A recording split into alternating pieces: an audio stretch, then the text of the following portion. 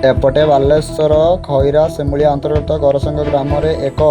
पोखरी रे कौन देखा मिली आसंदे भाई जाना पानी कहीं छुए माछ किमी जानल कौच गोटे बड़टे दीटा छोट छोट किमी जानल से माछ बोली माछ किए तार देवी बाहर किए टीम्बीर बाहर तुम्हें किमी जानल किए किए सटिक देखी किए किए कही पारे हाँ टीम्बीर बाहर कि माछ बाहर 1.5 वर्ष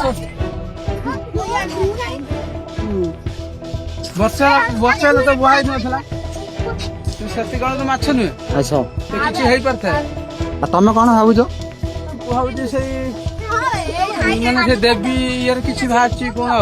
आम तो ये पूर्व काल देवी रुहती ना पुखुर देवी बाहर कौन से देखिए हाला कर बहुत दर्शक आस देखा सटिक कितु किसी कही पार अच्छा ताले तुम कौन कह गढ़िया देखे पोखरी भितर कई गुड़ दिखती अच्छा पोखरी भितर गोड़ देले किसी कार असुविधा क्षतिकार हो पारे यदि देवी बाहर